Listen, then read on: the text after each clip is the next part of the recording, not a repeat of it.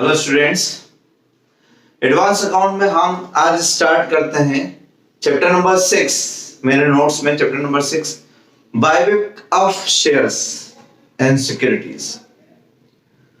तो buyback of securities new companies act 2013 section 68 subsection 1 पूरी theory भी दे रखी है मैंने मेरे नोट्स में।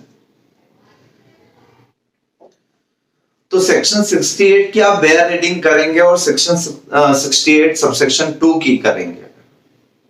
तो मैं बेयर एक्ट पे बाद में आता हूं, पहले मैं आपको नॉर्मल पॉइंट बताता हूं। हमने फर्स्ट ग्रुप में एक चैप्टर पढ़ा रिडम्पशन ऑफ प्रेफरेंशियल शेयर्स, पढ़ा सभी ने, याद भी होगा।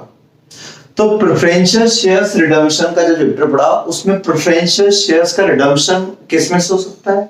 Out of fresh issue of shares और आउट ऑफ रिजर्व्स। याद करो था, मैं बैंक की बात नहीं कर रहा हूं, कैश है कि नहीं उसकी बात नहीं कर रहा हूं। ये आउट ऑफ का मतलब ये मत समझा करो आप लोग कहीं पे भी कि ये फंडिंग की बात कर रहे हैं। फंडिंग का होगा उसका मैटर अलग है, वो तो आप इन्वेस्टमेंट बेच के पैसा ले आना या कहीं और से ले आना वो चलेगा।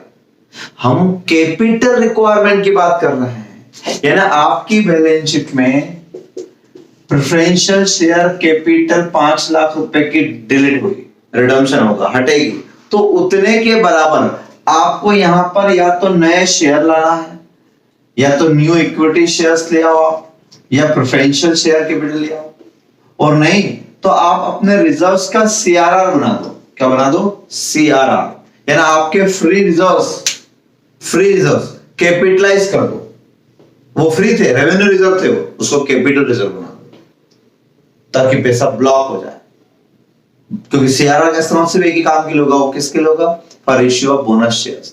तो शेयर्स हो जाएंगे ना, वो भी एक तरीके से क्या है? शेयर्स। यानी एक कैपिटल हटी और दूसरी कैपिटल आ गई। तो फंडिंग की कहां बात हो रही? बैंक बैलेंस से कोई बात हो रही नहीं ना, ये तो लायबिलिटी साइड में कैपिटल टू कैपिटल की बात हो रही थी। ये सेक्शन रिक्वायरमेंट जो होती है उसकी, तो वहां हमने ये बात पढ़ी थी। वैसी सिमिलर बात यहां पर भी। बायबैक का मतलब भी वही रिडम्पशन ही तो है। अरे रिडम्पशन का ही दूसरा नाम बायबैक। रिडम्पशन में आप क्या करते हो?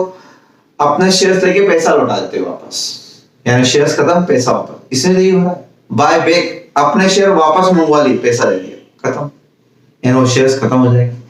तो अब इस केस में क्या होगा? इस केस में आपका इक्विटी शेयर हटेगा। क्या हटेगा इस केस में? इस केस में आपका मान लो आप इक्विटी शेयर कैपिटल 10 लाख है, उसमें से 2 लाख का बायबैक कर रहा है। कितने का? 2 लाख का। तो 2 लाख के शेयर हटेंगे, तो 2 लाख की जगह पर नया क्या है?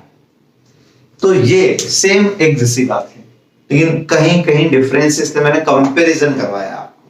तो कंपैरिजन सुने आप ध्यान से और अपनी कॉपी में लिखते भी चले जाना, ठीक है? बेयर एक्ट अपनी जगह आपको पढ़ लेना, और मेरे हिसाब से कंपनीज एक्ट में पढ़ रखा होगा आपने पूरा, सब पूरी सारी एज बात पढ़ रखी होगी। मैं आप प्रैक्टिकल पॉइंट ऑफ व्यू से समझाऊंगा आपको। तो buyback of shares and securities कहां से हो सकता है? Out of fresh issue of shares, या तो आप नए शेयर इश्यू कर दो। ये गए 2 लाख आपके, तो आप नए प्रेफरेंशियल शेयर इश्यू कर दो। तो एक तरफ 2 हटे और 2 वापस आ गए, यानी वापस आपकी कैपिटल कितने पे आ गई? 10 पे आ गई ना, पहले भी 10 पे थे, 10 पे। तो नए शेयर इश्यू कर दो। कौन से सर? क्या इक्विटी के बदले में इक्विटी इश्यू कर सकते हैं, या इक्विटी के बदले में प्रेफरेंशियल कर सकते हैं? तो भाई लॉ में कहां लिखा है? लॉ में लिखा है out of fresh issue of shares. तो शेयर्स मतलब मे बी इक्विटी और प्रेफरेंशियल शेयर, लेकिन सेम काइंड के नहीं होना चाहिए, लिखा हुआ है। अभी बेयर एक्ट में पढ़ाऊंगा, ठीक है? तो शेयर्स एंड सिक्योरिटीज, वहां सिर्फ शेयर्स लिखा था, यहां क्या लिखा है? Shares and specified securities. तो पहला डिफरेंस यहां फ्रेश इश्यू ऑफ शेयर्स तो यहां भी लिखे थे, और शेयर्स का मतलब हो सकता है कि शेयर्स मतलब मे बी इक्विटी या प्रेफरेंशियल, और यहां पर भी इक्विटी और प्रेफरेंशियल। लेकिन यहां तो स्पेसिफाइड सिक्योरिटीज में से भी आप बायबैक कर सकते हो। मतलब आपको जरूरी नहीं कि आप नए शेयर इश्यू करें, आप सिक्योरिटीज इश्यू कर दो। सिक्योरिटीज कौन सी? Specified securities. Specified means notified by government, that is ESOP, employ stock option plan में जो हम शेयर इश्यू करते हैं वो भी इसमें क्वालिफाइड रहेंगे, वो भी स्पेसिफाइड सिक्योरिटीज रहेंगे। या फिर नोटिफाइड डिबेंचर्स, नोटिफाइड डिबेंचर्स यानी शेयर्स का बायबैक करने के लिए आप डिबेंचर इश्यू कर दोगे तो वो भी फ्रेश इश्यू कहलाएगा, जबकि वहां पर नॉट डिबेंचर्स।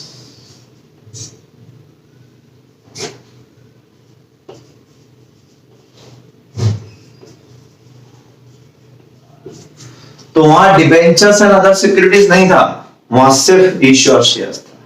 और यहां पर shares and other specified securities भी है, और स्पेसिफाइड सिक्योरिटीज का एक्सप्लेनेशन दिया, उसमें ESOP लिखा, नोटिफाइड डिबेंचर्स लिखा। ठीक, पहला डिफरेंस। दूसरा, वहां लिखा था out of free reserves.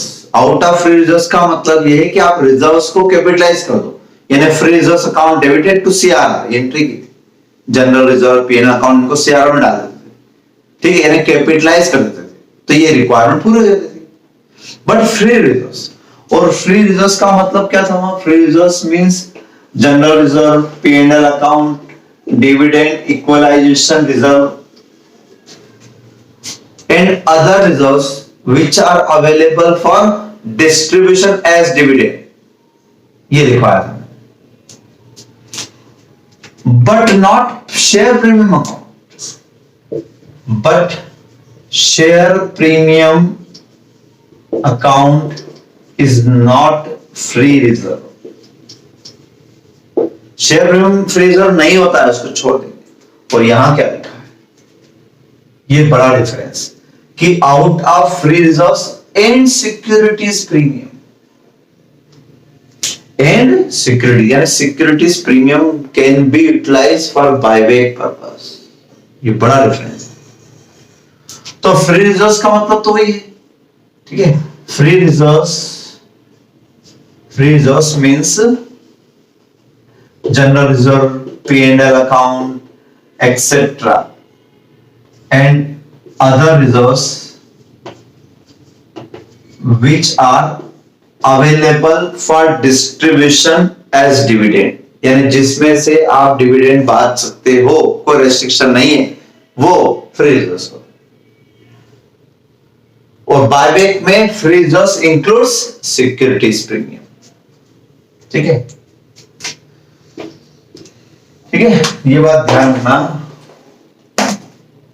For buyback purpose free reserves includes securities premium account, ये स्पेशल, ठीक है। अब ये बातें कहां लिखी और कैसे लिखी मैं आपको बेयर एक्सेस समझाता हूं। सेक्शन नंबर 68 सबसेक्शन 1 पर आ जाए। Notwithstanding anything contained in this act, पूरा overriding, but subject to provision of subsection 2, इससे नीचे जो लिखे provisions, a company may purchase its own shares or other securities। Buyback वाला चैप्टर दूसरी सिक्योरिटी के लिए भी है, पर मेनली इक्विटी शेयर्स की बात करते हैं। तो बायबैक कर सकते हैं out of free reserves, out of securities premium account, देखो सेक्शन में लिखा है, प्रीमियम में से भी बायबैक होगा, और proceed of fresh issue of any shares, देखो लिखा एनी शेयर्स और लिखा है, तो मे बी इक्विटी और प्रेफरेंस है, और अदर स्पेसिफाइड सिक्योरिटीज भी लिखा है, और इसका एक्सप्लेनेशन भी दिया हुआ आगे जाके। बट नीचे लिखा है provided no buyback of any kind of shares other securities shall be made out of proceed of earlier issue of same kind of share. Same kind of shares से बायबैक नहीं होगा, यानी जिस काइंड की equity share आप transfer कर रहे हो, बायबैक कर रहे हो, उसी टाइप की इक्विटी शेयर इश्यू नहीं करना, इसलिए जनरली प्रेफरेंशियल शेयर होता है, ठीक। और एक्सप्लेनेशन पर आप 6.3 पेज नंबर पर 6.3 पेज नंबर पर एक्सप्लेनेशन 1 में लिखा है for the purpose of this section and section 70 यानी सेक्शन 68, 69, 70 ये सब पूरे buyback. Specified securities includes stock option plan इसो और अदर सिक्योरिटीज में भी नोटिफाइड बाय सेंट्रल गवर्नमेंट। तो सेंट्रल गवर्नमेंट ने डिबेंचर्स अगर नोटिफाई करें तो वो वाले डिबेंचर, उसके अलावा। और हमारे क्वेश्चन में अगर डिबेंचर दिए होंगे तो हम नोटिफाइड ही मानेंगे, क्योंकि वो अगर इस क्वेश्चन में दिए हैं बायबैक वाले क्वेश्चन में, इसका मतलब स्पेसिफिकली इसीलिए दिए होंगे, इसी पर्पस के लिए दिए होंगे। तो fresh issue includes specified securities. Clear है? सेकंड एक्सप्लेनेशन दिया, for the purpose of this section यानी सेक्शन 68 जो पूरा चल रहा है, free reserves include securities premium account. तो बायबैक पर्पस के लिए फ्री रिजर्व्स इंक्लूड करता है प्रीमियम को। वैसे प्रीमियम फ्री रिजर्व नहीं होती, लेकिन सिर्फ इस सेक्शन के लिए, इस सेक्शन के लिए नहीं, इस सेक्शन के लिए बायबैक के लिए free reserves include securities premium. तो ये आपको मैंने बता दिया, ठीक है, बराबर। फिर वहीं सेक्शन 69 लिखा होगा, वो 69 तो सिर्फ इतनी सी बात लिखी हुई है, ये पूरा सेक्शन 68, ये सारा पूरा सेक्शन 68। वो 69 इतना लिखा होगा कि जितने फ्री रिजर्व्स और प्रीमियम आप बायबैक में इस्तेमाल करेंगे उसको आपको सीआरआर बनाना पड़ेगा। क्या बनाना पड़ेगा उसका? सीआरआर। तो एंट्री क्या हो जाएगी? Free reserves account debited, premium account debited to CRR. ठीक है, वो हम प्रैक्टिकल में समझ लेंगे। वापस आते हैं 68 सेक्शन पर, सब सेक्शन 2 पर आते हैं। No company shall purchase on shares or other securities under subsection 1 unless buyback is authorized by article। और स्पेशल रिजोल्यूशन चाहिए रहता, लेकिन ऑर्डिनरी रिजोल्यूशन से भी काम चल सकता है। कहां पर? ये आपने थ्योरी में पढ़ा होगा, अगर वो 10% ही है बायबैक तो ऑर्डिनरी रिजोल्यूशन से भी काम होगा, अदरवाइज स्पेशल रिजोल्यूशन। तो ये लॉ की बात मैं अभी नहीं बताऊंगा, मैं प्रैक्टिकल बताता हूं। प्रैक्टिकल पॉइंट ऑफ व्यू से क्या काम का है, तो 3 चीज काम की, 3 टेस्ट काम के जो अपने प्रैक्टिकल में काम आएंगे, वो सेक्शन 68 सबसेक्शन 2 में दिए। तो सेक्शन 68 का सबसेक्शन 2 आपको कुछ प्रैक्टिकल एस्पेक्ट्स बताता है। थ्योरी आपने कंपनी लॉ में पढ़ रखी होगी, जैसे यहां लिखा हुआ है सबसेक्शन 2 में, no company shall purchase its own shares or securities under subsection 1 unless number A clause buyback is authorized by article, B a special resolution has been passed at general meeting of the company। ठीक है, यानी article में authorise हो, special resolution pass किया हो, तब जाके आप बायबैक कर सकते हो। बट इसका भी प्रोविजन, इसका भी एक एक्सेप्शन है कि कब स्पेशल रिजोल्यूशन नहीं चाहिए। वो कब नहीं चाहिए? तो नीचे लिखा है, provided that nothing contained in this clause shall apply in case where buyback is 10% or less of total paid up equity capital and free reserves, and such buyback has been authorized by board by means of resolution passed। तो इसका मतलब अगर 10% या उससे कम का buyback है, 10% of paid up equity capital, clear लिखा है, and free reserves of company, then it may be by board resolution. यहां स्पेशल रिजोल्यूशन की जरूरत नहीं, सिर्फ बोर्ड रिजोल्यूशन से काम हो जाएगा। ये भी थ्योरेटिकल पार्ट है, इसका प्रैक्टिकल से कोई लेना देना नहीं। ठीक है, प्रैक्टिकल का मतलब होता है सी पॉइंट से। अब यहां से प्रैक्टिकल अप्रोच स्टार्ट होते हैं, तो हम प्रैक्टिकल पॉइंट पे ध्यान देंगे। ये कंपनी लॉ वाला पॉइंट आप कंपनीज एक्ट में पढ़ लेना। यहां याद जो रखना है वो सी पॉइंट याद रखना है। सी पॉइंट के साइड में लिखोगे रिसोर्सेज टेस्ट, रिसोर्सेज टेस्ट क्या कहेंगे? रिसोर्सेज टेस्ट, यानी how much resources can be utilised for buyback purpose। Number 1, buyback is 25% or less of aggregate of paid up capital and free reserves। Resources test क्या कहता है कि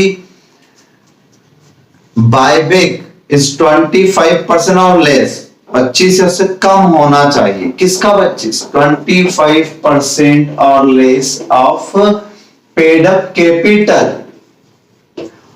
capital word लिखा हुआ है, तो आप वहां बना के लिख लो इक्विटी एंड प्रेफरेंशियल, क्योंकि कैपिटल वर्ड लिखा है, कहां लिखा है इक्विटी, तो दोनों। And free reserves, and free reserves, और मैं आपको पहले ही बता चुका हूं एक्सप्लेनेशन में क्या लिखा था, for this purpose, for buyback purpose free reserves include securities premium account. वैसे सिक्योरिटीज प्रीमियम फ्री रिजर्व्स नहीं होता है, बट इस पर्पस के लिए reserves premium securities premium account जो होगा वो भी इसमें। तो 25% किसका, इस पूरे का 25%। ये रिसोर्सेज टेस्ट है, यानी मैक्सिमम बायबैक इतना हो सकता है अमाउंट वाइज, रिसोर्सेज वाइज। ठीक है, पहला टेस्ट, इसका क्वेश्चन है बहुत सारे क्वेश्चन समझ लो इनसे रिलेटेड ही है। दूसरा, provided that in respect of buyback of equity shares in any financial year, अब एक साल के बायबैक की बात कर रहे हैं कि एक साल में अगर इक्विटी शेयर का बायबैक कर रहे हो, the reference to 25% in this clause, in इस क्लॉज में ऊपर जो 25% का रेफरेंस दिया है, ये reference shall constitute with respect to its total paid up equity capital in that financial year।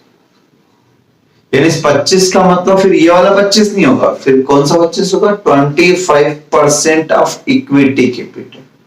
अब लॉ में कई बार ऐसा होता है कि लॉ में लिखा कुछ होता है और हम समझते कुछ है और वो निकलता कुछ और, तो इसका इंटरप्रिटेशन हम अगर करें तो यहां ऐसा लग रहा है आपको इंटरप्रिटेशन की आप 25% ऑफ सो एंड सो नहीं कर सकते, आप 25% ऑफ इक्विटी कैपिटल ओनली, बस उतना ही कर सकते हो ड्यूरिंग वन फाइनेंशियल ईयर।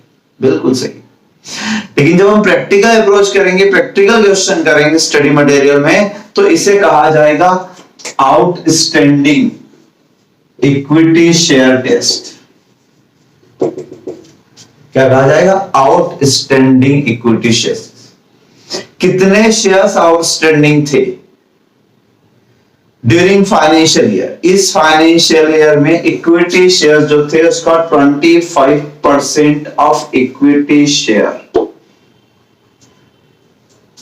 सिर्फ इक्विटी। अब यहां फ्री रिजर्व्स नहीं जोड़ना है, तो ये number of shares test, actually ये नंबर ऑफ शेयर्स टेस्ट, यहां नंबर्स निकालेंगे।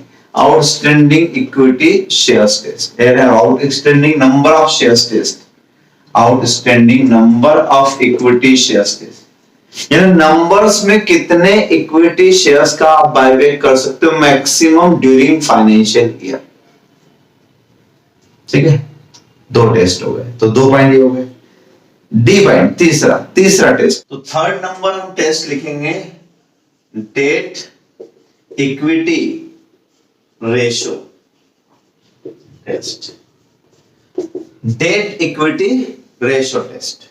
डेट इक्विटी रेशो बहुत फेमस रेशो, आपने पढ़ा होगा शायद कहीं। डेट इक्विटी रेशो क्या होता है, debts upon equity, debts upon equity. अब ये क्या कह रहा है, इस सेक्शन के हिसाब से पढ़ेंगे हम, रेशियो चैप्टर में डेट्स और इक्विटी का मीनिंग अलग, यहां जो बोला वो मानेंगे। यहां बोला है ratio of aggregate of secured and unsecured debts, तो debts का मतलब क्या होगा, secured and unsecured debts। debts मतलब secured and unsecured, उससे कोई फर्क नहीं पड़ता कि secured है या नहीं है, आपने कोई चीज प्लेस की है या नहीं की, टोटल डेट्स आपको लेना वेदर सिक्योर्ड और अनसिक्योर्ड। लेकिन यहां लॉ का एक लूप होल बताता हूं, लॉ की गलती बताता हूं आपको। आप जब रेशियो चैप्टर पढ़ोगे तो यहां पर आप देखना डेट्स का मतलब लॉन्ग टर्म लायबिलिटी होता है, लॉन्ग टर्म लोन्स होता है, लॉन्ग टर्म बोरिंग्स होता है, शॉर्ट टर्म नहीं आता उसमें, क्रेडिटर्स नहीं आते उसमें, बिल्स पेबल नहीं आते उसमें, करंट लायबिलिटी नहीं आती इसमें। डेट्स इक्विटी, डेट इक्विटी का रेशो देख रहे हैं, यानी लॉन्ग टर्म कैपिटल का रेशो देख रहे हैं कि आपके पास अपना खुद का पैसा कितना है लॉन्ग टर्म, और लॉन्ग टर्म आउटसाइडर्स का पैसा कितना है। करंट लायबिलिटी तो रोटेट होती रहती है, वो तो आती जाती रहती है। आपके बैलेंस शीट में आप देखना 2 पार्ट होते हैं, एक पार्ट में करंट लायबिलिटी होती है और एक में लॉन्ग टर्म लायबिलिटी होती है। Non current liability. तो नॉन करंट का हम पोर्शन देख रहे हैं, तो वहां पे कंपैरिजन ये होता है, और लॉजिक भी सही है। करंट को क्यों मिला है? करंट तो रोटेट होता रहेगा, वो वर्किंग कैपिटल का पार्ट है, फिक्स्ड कैपिटल का पार्ट तो ये दो रहते हैं, तो इसमें हमारी कैपिटल ज्यादा है या डेट्स ज्यादा है, ये चेक करते हैं। इसलिए बहुत इंपॉर्टेंट रेशियो होता है डेट इक्विटी। तो ये लिखना भूल गए कि लॉन्ग टर्म है कि शॉर्ट टर्म, इन्होंने बस इतना लिखा debts means secured and unsecured. अब हम क्या करें? तो कायदे से तो सिक्योर्ड हो अनसिक्योर्ड हो ये लिखा है, सब लो आप, लॉन्ग टर्म हो या शॉर्ट टर्म, डेट्स तो डेट्स होते हैं, लायबिलिटी तो लायबिलिटी होती है, ठीक है ना, सब लेना चाहिए। लेकिन नहीं, कई बार लॉ में अगर गलती होती तो आपने कुछ इंटरप्रिटेशन रूल्स पढ़े होंगे, उसमें क्या रहता है लिटरल कंस्ट्रक्शन और बहुत सारे रूल्स थे। तो आप ये सोचो कि जिसने लॉ बनाया होगा वो क्या सोच के बनाया होगा। डेट इक्विटी रेशियो वाला पॉइंट अगर रखा है तो डेफिनेटली उसने भी रेशियो चैप्टर पढ़ा होगा, उसे पता होगा कि डेट इक्विटी का कंपैरिजन क्यों होता है। तो हम भी यहाँ पर लॉन्ग टर्म ही एजम्पशन लेंगे। स्टडी मटेरियल में हालांकि किसी एक क्वेश्चन में उन्होंने करंट लायबिलिटी भी ले लिया है, बट हम क्या लेंगे? Long term. और अगर आपको जरूरत पड़े तो आप नोट डाल देना कि एज पर companies act section 68 subsection 2 dates include secured and unsecured. There is no clause of long term or short term, but we interpret it as long term dates. So we consider only long term. और अगर आप दोनों लेना चाहते हो वो लिख देना नोट। एक बात। दूसरी, तो debts owned by company after buyback is not more than twice, not more than twice the paid up capital and its free reserves। यानी इक्विटी का मतलब हुआ paid up capital plus free reserves. Capital includes both equity and preferential, और reserves का मतलब हो गया आपका इंक्लूडिंग सिक्योरिटीज प्रीमियम अकाउंट, क्योंकि फ्री रिजर्व्स इंक्लूड्स प्रीमियम, तो यहां पर प्रीमियम भी इंक्लूड होगी। ठीक है, जितना बोला उतना मानेंगे इस लॉ में, ध्यान रखना। तो इनका शुड नॉट ट्वाइस, इसका मतलब इसका आंसर जो आना चाहिए वो 2 से ज्यादा नहीं आना चाहिए, 2 से ज्यादा नहीं आना चाहिए। 2 कब आएगा इसका आंसर? 2 कब आएगा इसका आंसर? जब आपके डेट्स 2 और इक्विटी 1, तो आपकी इक्विटी से ट्वाइस है डेट्स, इससे ज्यादा नहीं होना चाहिए। अगर इससे जरा एक पॉइंट भी ज्यादा हुए, 2.1 भी हुए, तो आप बायबैक नहीं कर पाएंगे। ये कंडीशन है, ये कंडीशन है सेक्शन 68 की। कंडीशन फुलफिल नहीं करोगे बायबैक कहां से हो जाएगा? बट आप एक बात और नोटिस करिए, आपने क्या लिखा? Ratio of aggregate of secured unsecured debts owned by company after buyback, round after buyback is not more than the dates of company is not more than twice of paid up capital and reserves, means debt equity ratio should not exceed 2, 2 से ज्यादा नहीं होना चाहिए after buyback. ठीक है, तो ये जो टेस्ट है ये आफ्टर बायबैक का है। ये कब का है? After buyback. और ये जो 2 टेस्ट है कैसे हैं? ये है बिफोर बायबैक, ये बिफोर बायबैक। तो बायबैक से पहले वाले इक्विटी वगैरह लेना है यहां पर, और यहां बायबैक के बाद जो बचा हुआ इक्विटी कैपिटल होगा रिजर्व्स को, वो लेना है। इस बात का ध्यान रखना बस। बाकी नीचे जितने पॉइंट लिखे हुए हैं वो सारे पॉइंट तो आपके थ्योरेटिकल पॉइंट है, प्रैक्टिकल अप्रोच में कुछ भी नहीं, पीछे पूरा 6.3 पेज नंबर पर 6.3 पेज नंबर पर buyback of securities amendment regulation. SEBI ने भी अपनी गाइडलाइन दी इसके बारे में। ये तो कंपनीज एक्ट में लिखा था, सेबी ने क्या कहा? तो सेबी ने कहा, अच्छा सेबी के रूल्स किस पे लगते हैं? जो लिस्टेड कंपनी होती है। तो सेबी ने क्या कहा है कि number 1 first point, no offer of buyback of 15% और more of paid up capital in free reserves of company shall be made from open market. Open market से शेयर खरीदते हैं, शेयर होल्डर से शेयर खरीदती कंपनी। तो सेबी ये कह रही है कि ओपन मार्केट से आप कितने शेयर खरीद सकते हो बायबैक में? Not more then 15% or more of paid up capital and freezers of company। ये लाइन आप अंडरलाइन कर लो, स्टार बना लो, ठीक है। तो अगर किसी क्वेश्चन में स्पेसिफिकली लिखा है कि मैक्सिमम बायबैक एस पर एसएबी गाइडलाइन, तो हम ये वाला लेंगे। और मैक्सिमम परमिसिबल बायबैक एस पर कंपनी लॉ, तो ये 3 टेस्ट लगाएंगे इन तीनों में से, ठीक है। इन तीनों में से सिलेक्ट करेंगे। ये तीनों क्यूमुलेटिव टेस्ट है, यानी ऐसा नहीं है कि एक पास हो जाए तो दूसरा छोड़ देंगे।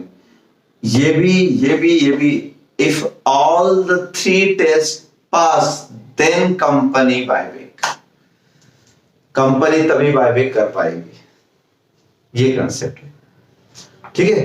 तो आज मैंने आपको थ्योरी पार्ट पढ़ाया। आप पहले थ्योरी पार्ट शांति से समझ लें, अच्छे से समझ लें, लिख लें अपनी कॉपी में इसको, है ना। और अगर आपने कंपनीज एक्ट में पढ़ा होगा तो कंपनीज एक्ट की कॉपी निकालें, वहां सेक्शन 68 जाके पढ़ लें एक बार, वो भी रिवीजन हो जाएगी, अच्छा रहेगा ना। दोनों का कॉम्बिनेशन पढ़ोगे तो थ्योरी भी याद हो जाएगी, इस बहाने उसका रिवीजन हो जाएगा, यहाँ भी काम आ जाएगी वो चीज।